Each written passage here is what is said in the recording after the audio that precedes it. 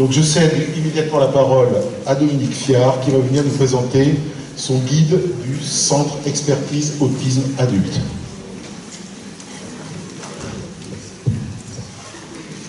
Bonjour à tous. Merci d'abord aux organisateurs du Créalume, merci à l'accueil. Je ne connaissais pas Périgueux, c'est une très très belle ville, mais vous n'êtes pas là pour m'entendre parler de Périgueux. La présentation doit être dynamique, alors vraiment ça tombe bien, tu ne pouvais pas faire mieux, puisque en définitive je vais vous parler d'une dynamique de mise en œuvre de la dynamique qui permet l'accompagnement peut-être des structures médico-sociales, enfin des adultes avec autisme au niveau des structures médico-sociales. Voilà, donc il va être question de dynamique. Après, à moi d'être aussi dynamique que souhaité. Alors la dynamique, eh bien, c'est une histoire qui commence en 2003, un petit peu par hasard, et il est question de ma responsabilité. Alors j'ai discuté avec un certain nombre de collègues, ma responsabilité parce qu'à un moment donné, par hasard, ou peut-être pas par hasard, on se retrouve en charge d'une structure médico-sociale, d'une structure sanitaire, pardon, d'accueil au long cours, une structure asilaire en fait, dont personne ne veut, et on se dit qu'est-ce qui va se passer, qu'est-ce qu'on va en faire. Et dans cette structure, on a un certain nombre de patients qui sont là par défaut et qui sont nommés arriérés profonds, séquelles de psychose infantile, polyhandicap, plurihandicap. Et le problème est de trouver un responsable, donc à un moment donné j'étais celui-là. J'étais consentant. J'étais consentant, mais je ne savais pas, et c'était de ma responsabilité, on va en parler, mais je ne savais vraiment pas où ça, enfin ce qui allait déboucher de cette prise de posture, enfin de position. Alors, je n'avais pas d'a priori, je me suis dit, bon, quelles sont les ressources? Les ressources, c'était sans doute être déjà dans un milieu hospitalier, avec les moyens d'un milieu hospitalier, avec un plateau technique, avec une certaine savoir-faire hospitalier, avec l'impression sans doute de ne pas être trop seul, d'appartenir à une institution. Donc ça, je pense que c'est un point important. Le deuxième élément, qui était un élément extrêmement favorable, et c'était pour moi une ressource, c'était que la Maison pour l'autisme de Saint-Martin-les-Melles était en voie d'ouverture. Hein. Elle a ouvert en 2004, donc je pense qu'un certain nombre d'entre vous la connaissent. C'est une des structures les plus renommées en termes d'accueil d'adultes avec autisme ou d'adolescents avec autisme qui présentent des situations graves. Bon, elle participe aussi à la mise en œuvre d'un congrès tous les 2 ans à la crèche. La crèche, c'est à 15 km de Niort à peu près. Et donc pour moi, le fait que cette structure puisse ouvrir en 2004, ça a été l'occasion de rencontrer des personnes qui m'ont incité à m'engager pleinement dans une démarche qui allait avoir affaire avec l'autisme, les troubles envahissants du développement, mais à l'âge adulte. Le lien historique avec le CRA de Tours, parce qu'aussitôt on s'est dit il faut qu'on ait absolument des pairs, et au niveau départemental, au niveau régional, on n'arrivait pas à trouver vraiment des personnes qui étaient sur ce registre-là. Et heureusement, alors Catherine Barthélémy était là ce matin avec nous un petit peu, et en fait je la remerciais, enfin je voulais la remercier aujourd'hui de l'aide qu'ils nous ont, enfin que le CRA avec Sauvage, avec le professeur Sauvage, avec un certain nombre de personnes, docteur Lenoir, en fait, s'il n'y avait pas eu en fait cette incitation supplémentaire, ça aurait été difficile en fait d'imaginer qu'on puisse s'engager encore pleinement dans la démarche. Donc là, il y a quelque chose qui s'est produit. Il y a quelque chose qui s'est produit d'une espèce de conjonction favorable. Peut-être que les bonnes fées étaient sur le berceau. Et puis, alors, il y a un élément qui est déterminant, mais qui, en fait, n'était peut-être pas... Enfin, on n'en avait pas conscience au départ. C'était qu'en septembre 2003, on a un député qui est M. Chaussy, qui a produit un état des lieux de l'autisme en France. Et quand on cherchait ce qu'il évoquait par rapport à l'adulte, en fait, on voyait qu'il n'y avait vraiment pas grand-chose. Donc ça nous a encouragés à faire quelque chose, parce qu'on s'est dit, décidément, il n'y a pas de risque. Il n'y a pas de risque parce que c'est un champ qui n'est pas trop exploré. Au-delà, il y avait en France quelques structures, souvent émanant des CRA historiques, et qui pouvaient être des ressources.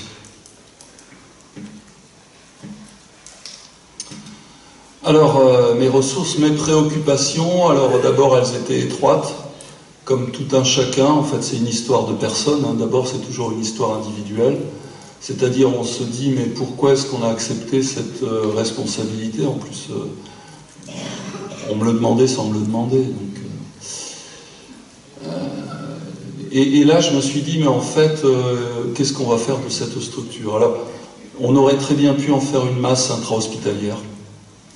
Il y avait une vingtaine de lits et c'était pas, ça aurait tout à fait convenu à l'hôpital de Niort dans la mesure où ça devenait quelque chose de présentable. Après, par rapport à... Moi, j'étais chef de secteur de psychiatrie adulte. Je voyais pas trop bien le sens d'introduire quelque chose qui pouvait peut-être être de l'ordre du médico-social dans un système sanitaire. Donc ça m'a toujours posé problème. Le fait de penser qu'on allait de façon pérenne imaginer que des personnes, une vingtaine, puissent continuer à vivre à l'hôpital alors qu'elles y avaient déjà vécu une trentaine d'années, 40 pour certains, ça paraissait difficile. J'ai repris un dossier récemment et j'ai vu que la personne avait intégré l'hôpital de Niort à l'âge de 5 ans.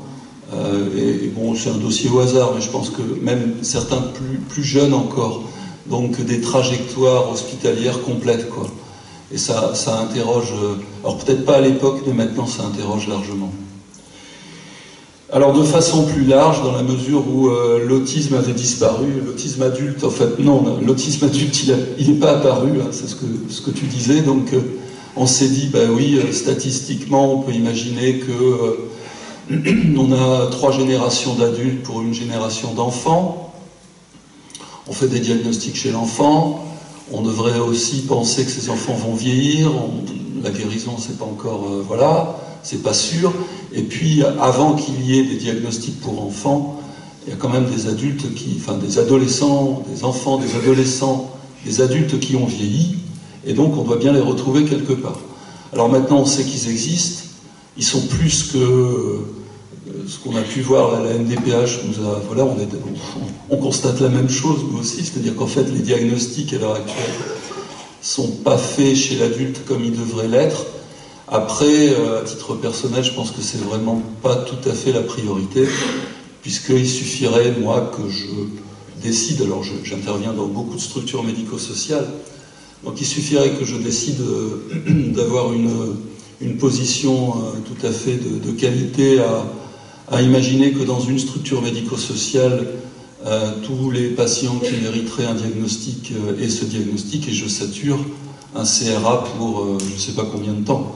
Donc vous voyez bien qu'il y a un problème de dimension, il y a un problème d'échelle qui fait que si on pose le diagnostic systématique comme quelque chose de concevable, en fait dans la réalité on peut absolument pas le mettre en pratique.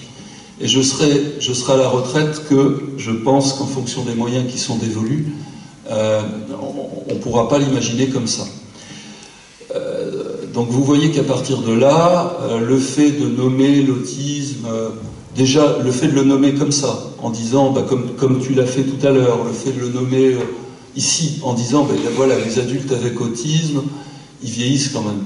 Donc ils sont là, ils sont parmi nous, ils sont dans les structures médico-sociales, vraisemblablement dans les structures sanitaires, et s'il y a une envie de faire le diagnostic pour l'un ou l'autre, eh bien pourquoi pas, et il faut l'encourager. Mais après, voilà, et les positions de dépistage et tout ce qui s'ensuit. Mais vous voyez bien qu'on est bien loin d'une position, enfin d'une posture où on pourrait imaginer que d'ici 10 ans, par exemple, bien, tout cela va redevenir dans la règle, en fait. Tout ça va être rectifié. C'est pas possible, c'est pas imaginable. Et une fois qu'on a nommé l'autisme, en fait, il faut accompagner. Alors là, c'est une autre paire de manches, parce que au-delà, évidemment, de l'intérêt... Alors, nous, en fait, on fait des diagnostics d'autisme.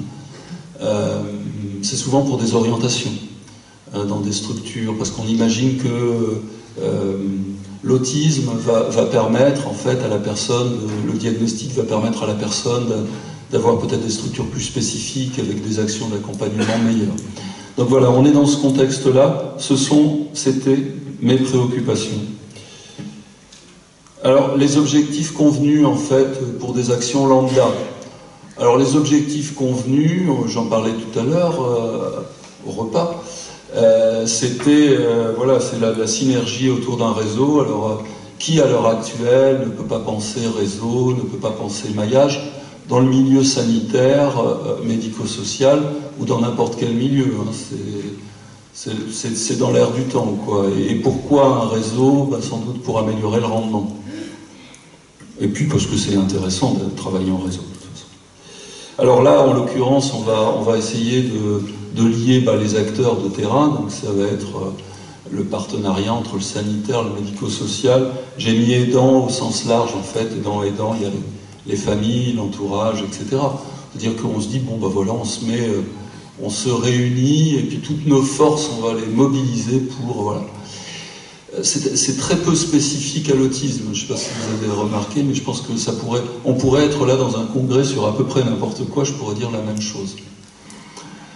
L'expertise augmentée, vous avez des moyens, donc on va vous dire un rendement amélioré, l'expertise, il faut la pousser le plus possible, hein, il faut être encore meilleur, et puis si on peut aider les autres qui sont un peu moins bons, c'est bien. Donc voilà, il fallait augmenter l'expertise.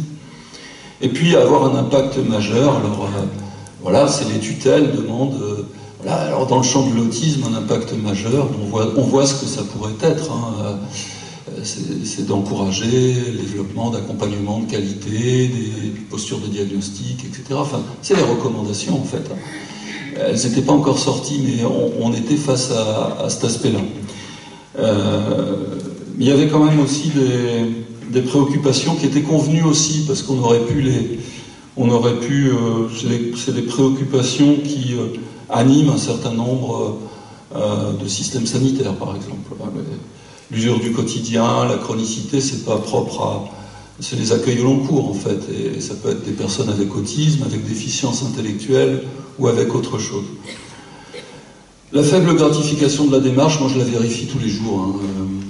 C'est très très compliqué d'avoir des collègues qui ont envie de travailler sur le handicap. Le mot de handicap est un mot qui fait peur.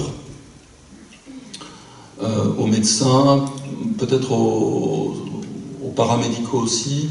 Et c'est sans doute pas valorisé, et si c'est pas valorisé, c'est peut-être parce qu'on a l'impression que c'est pas quelque chose d'assez spécifique en définitive.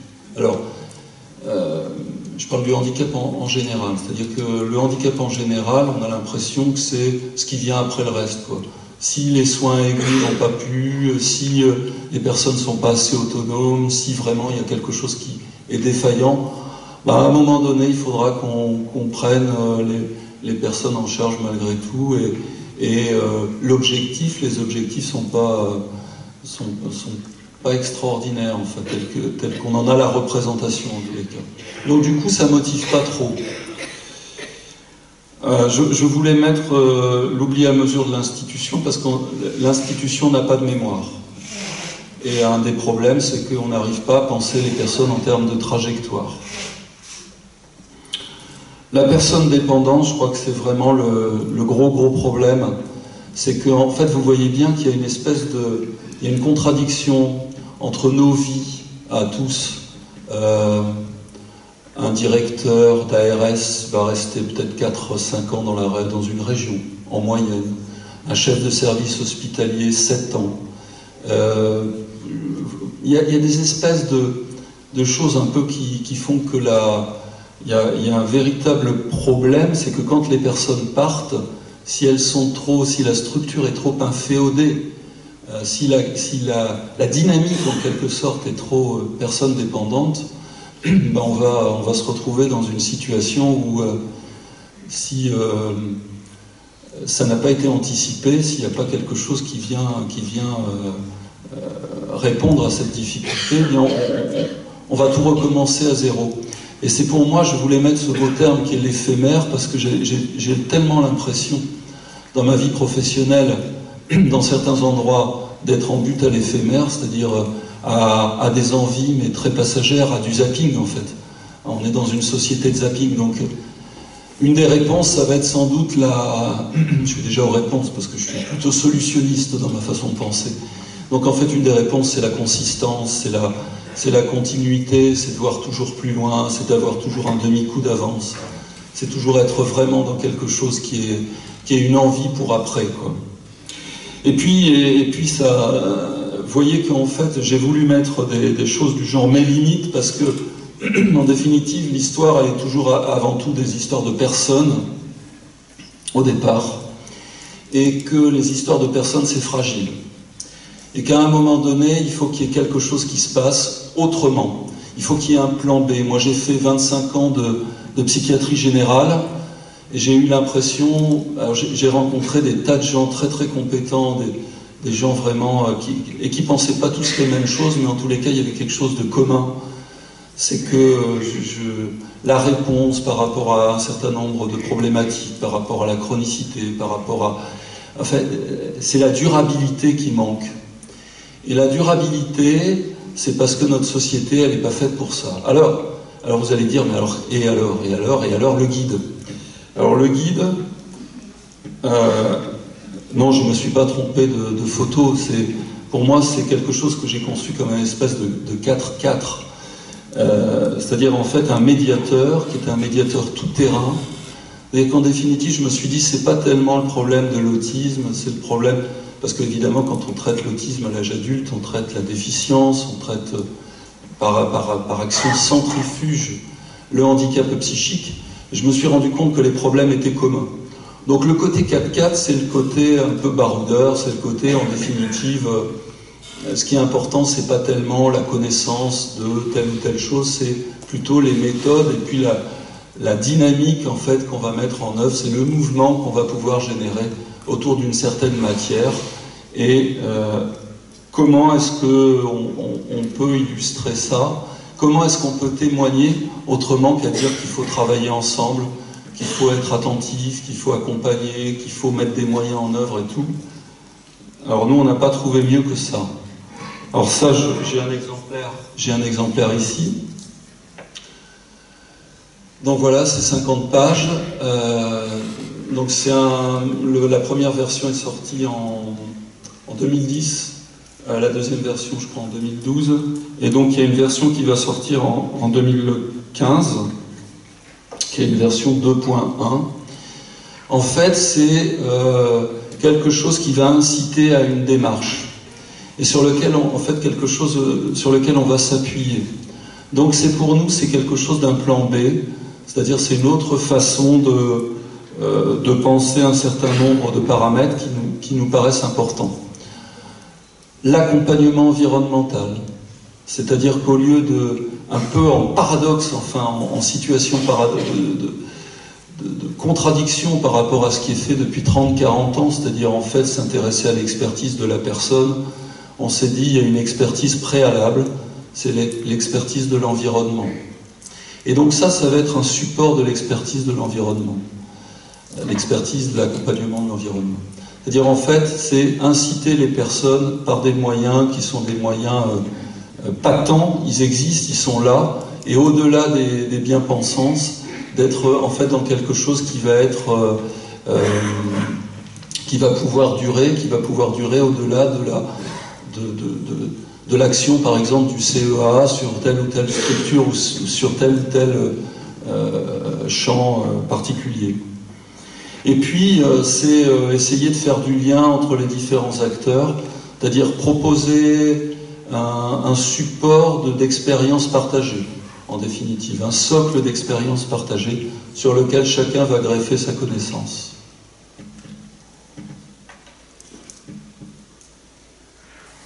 Alors c'est un recueil d'outils, ce sont des outils vulgaires qui n'ont pas été spécialement validés, ils peuvent être reconnus comme des outils de dépistage, par exemple, de dépistage très modeste, très humble de l'autisme à l'âge adulte, mais en réalité l'intérêt du guide, c'est que ces outils sont surtout en congruence.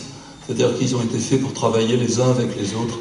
Et c'est ainsi qu'en fait on imagine une espèce de sphère avec des outils bienveillants. Bienveillants, ça veut dire qu'ils ne sont pas intrusifs par rapport au champ dans lequel ils interviennent. Ils sont accessibles, ça veut dire qu'ils sont accessibles pour tout le monde.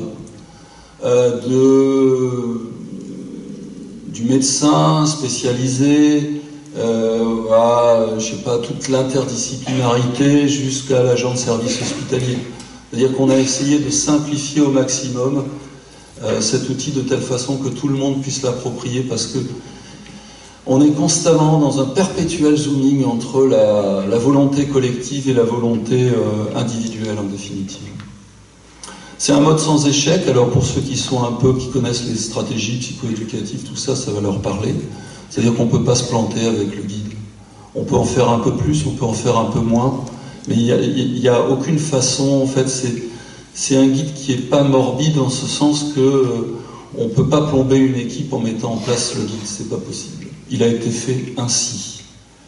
Et il est extrêmement souple, ça veut dire qu'on peut même le déformer, il est déformable, et le guide, les outils du guide ne sont pas importants, donc s'ils sont déformés, par exemple, c'est pas grave. Je vous signale quand même que ça va à l'encontre de ce qui est validé, des outils validés qui, si vous changez une virgule, deviennent un petit peu caduques au niveau de leur validation. Là, c'est pas l'esprit. Donc, pour qu'une équipe s'accapare des outils, souvent, l'équipe a besoin de les modifier. Et bien là, on l'a conçu à l'avance, c'est-à-dire qu'on a fait des espèces de prédécoupage, de modification des outils, pour qu'il reste l'essentiel. Le fait que ce soit une sphère aussi, ça indique qu'en fait, on peut commencer la dynamique, la démarche par un outil plutôt qu'un autre, c'est pas grave en fait. S'il n'y a pas de sens, ça tourne. Donc c'est pas grave. Donc la flèche là par exemple, elle est sur le BITP, BTP, mais en fait elle pourrait être sur le CEFIC ou sur autre chose. Et d'ailleurs dans le concret, les équipes qui nous sollicitent sont des équipes qui peuvent être intéressées par tel ou tel élément particulier du guide. L'idéal étant qu'à un moment donné, il se dégage quelque chose qui est le guide en fait, et qui est une espèce un fil rouge un peu de la pensée, au-delà de la pensée particulière de l'équipe. Donc c'est un porteur de culture, j'ai essayé de ne pas dire le terme de culture avant qu'il apparaisse sur l'écran, ce qui n'est pas facile en définitive. Et donc porteur de culture parce que c'est la solution.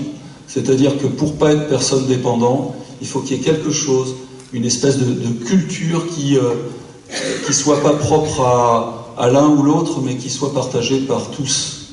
Et la culture, c'est qu'à un moment donné, il y a quelque chose qui est désigné comme le médiateur de culture. Générateur de représentation favorable, c'est fondamental. C'est-à-dire que tout ce qui va vous entraîner vers le morbide, vers la difficulté, et en termes de sémantique, a été chassé. Et on est sur la chasse, donc par exemple, des clivages institutionnels. Il y a 1 ou 2 clivages institutionnels autorisés, ils sont posés, et au-delà de ça, on n'a pas besoin d'autre chose. Donc par exemple, je vais vous donner un exemple, c'est le clivage EduxP infirmière, par exemple, au hasard. Je sens que ça vous parle. Je sens ça. Voilà. Des fois, la salle, il n'y a pas d'EduxP, il n'y a pas d'infirmière. Là, ça parle. Là, vous voyez que ce truc-là, c'est rien et en même temps, c'est tout. Vous avez l'impression que c'est un détail, vous allez vous trimballer pendant 20 ans dans une structure, vous allez être extrêmement compétent, extrêmement expert, et ça va vous plomber. Donc là, il y a quelque chose à faire. C'est un exemple. Alors, nous, on prend l'hyperadaptabilité environnementale, c'est-à-dire que c'est à l'institution de s'adapter. Et ça, c'est la grande réponse et la grande expérience. C'est-à-dire qu'il ne faut pas d'abord demander à la personne en état de faiblesse de s'adapter, il faut d'abord demander à l'environnement. Le levier environnemental est fondamental. Donc si vous prenez ça comme principe, ça va beaucoup vous aider. Le confort des soignants est fondamental. Si je suis confortable dans cette salle, si par exemple je suis pas gêné, en fait je suis gêné par les éclairages. Le son est excellent. Je vous sens bien là, je vous sens bien, mais alors les éclairages, ça m'insupporte. Eh bien, ouais. Action, réaction, réactivité, c'est top. Et donc là, en fait, vous voyez que ma prestation va être très dépendante de facteurs que vous n'allez pas pouvoir deviner peut-être. Enfin, vous pensiez pas, enfin, vous allez me dire oui, mais vous pensiez pas que j'étais gêné par les éclairages. Enfin, bon. Le confort des soignants, on ne peut bâtir quelque chose au niveau de l'institution qu'en recherchant le confort des soignants. Je vous assure, si vous partez de ce principe, là encore, et vous allez vraiment vers quelque chose de très sympa au niveau de l'accompagnement, parce que les personnes qui sont confortables vont pouvoir faire une prestation confortable et de qualité pour les personnes handicapées. Interdisciplinarité, ça a été dit ce matin, c'est fondamental. On ne peut plus considérer l'évaluation du handicap sans interdisciplinarité. Ça veut dire que quoi qu'il en soit, l'interdisciplinarité horizontale, j'insiste, d'abord horizontale, de partage de connaissances dans des aspects. Moi, je ne suis pas compétent dans un certain nombre de domaines. Je suis très content d'avoir des personnes autour de moi qui m'apportent la connaissance supplémentaire. Il est fini le temps où un psychiatre prétendait avoir la connaissance globale d'un patient. C'est plus possible. Parce que les exigences ont changé. Des objectifs bien définis. Là encore, c'est souvent en fait on dit on n'arrive pas à porter des objectifs, mais purée, mais les objectifs c'est à vous de les définir. Bon sang, vous êtes en auto-définition des objectifs, donc essayez de trouver des objectifs que vous pouvez atteindre. C'est vous qui vous plombez en définitive, c'est-à-dire que les objectifs bien pensés, ça doit être préalable à toutes les choses, enfin, puis essayer de trouver des objectifs réalistes. Et puis les compétences qui sont à mettre en avant par rapport au comportement problème. D'abord penser en termes de compétences avant de penser en termes de comportement problème. Je suis d'autant plus mieux placé pour en parler qu'en fait, on nous demande, nous, au CEA, d'accueillir de toute la France toutes les situations les plus complexes. Donc, je vous encourage, vous, à vous dégager de ce qui nous encombre, nous, à l'heure actuelle, pour mieux dégager l'environnement. Enfin, le champ, enfin, vous avez compris. Mais c'est très important, parce que je parlais tout à l'heure du morbide, et le morbide, c'est ça. C'est si vous êtes pollué par l'idée que la personne en face de vous est qu'un comportement problème, donc moi, quand par exemple j'ai un patient handicapé qui donne des coups de boule pour obtenir par exemple que l'animation institutionnelle lui donne des bénéfices, je me dis qu'il a des sacrées stratégies d'abord avant de me dire que c'est un comportement problème. Après, je me dis que c'est un comportement problème. Mais vous voyez, enfin, vous voyez d'abord les choses en termes de compétences. Et c'est une inclinaison qui va porter. On subit plus, on voit les choses dans leurs aspects favorables et défavorables. J'ai presque terminé. L'accès aux soins somatiques, bon bah vous savez, enfin si vous ne savez pas, bon, le CEA est prosélyte de ces actions-là, c'est fondamental. Manuel Bouvard en a parlé de façon très précise tout à l'heure, enfin très forte, très vive. Je crois que si vraiment il y a un truc auquel on doit être attentif, c'est ça, chez l'enfant, chez l'adolescent, chez l'adulte. Au-delà de l'autisme, chez la personne qui a un retard. C'est très très important et ça résout tellement de problèmes d'être attentif à leur bonne santé. Alors pour donner un exemple, pour être un peu concret, je vous ai présenté un outil. Si vous ne voyez pas, c'est fait exprès. C'est pas pour cacher les choses, mais c'est parce que je voudrais que vous saisissiez en fait la dynamique. C'est un certain nombre d'items qui sont des items qui permettent d'illustrer une trajectoire patient. Voilà, il y a un certain nombre. Alors, au début, je supposais des troubles. Je peux le faire comme ça. Au début, je supposais des troubles. Il y a des choses sur l'évaluation, les évaluations. Bon, je ne veux pas rentrer dans le détail parce que c'est pas très intéressant, mais les compétences, la triade autistique, en fait, on a déjà transformé en diade, en définitive. Et puis le rôle des parents, etc. Bon, un certain nombre de paramètres, mais surtout ce qui est important, c'est de voir le schéma fonctionnel à côté.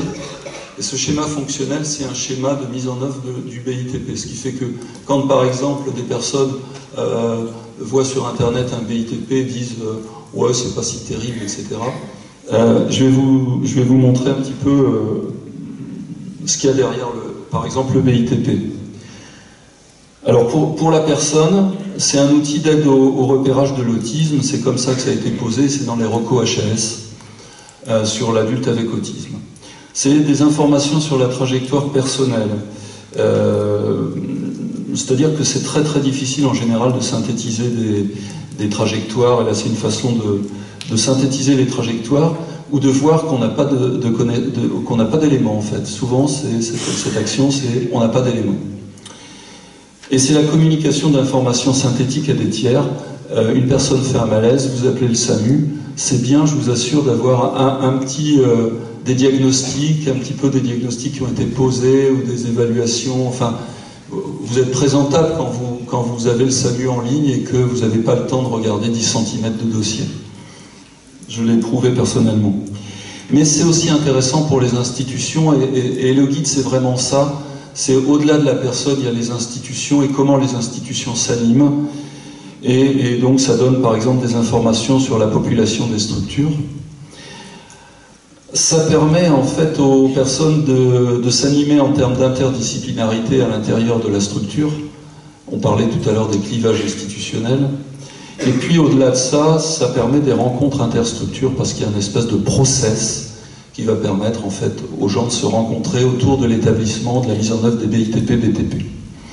Et puis enfin pour les CRA, et c'est les CRA eux-mêmes qui m'ont dit, mais en fait souvent, alors les CRA au départ c'était des structures surtout qui s'occupaient des enfants, puis maintenant c'est plus le cas, hein. Je crois que vous avez une mission aussi pour les adultes.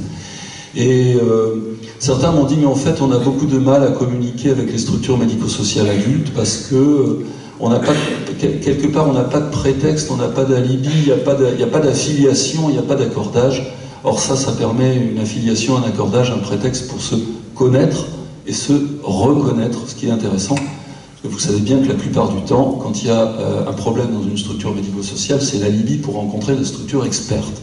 Et vous voyez bien qu'on est un peu plombé par cette mise en œuvre très spécifique et centrée autour des aspects morbides. Voilà, j'ai essayé de faire court et dynamique, enfin, court et dynamique. Merci de votre attention. Merci beaucoup.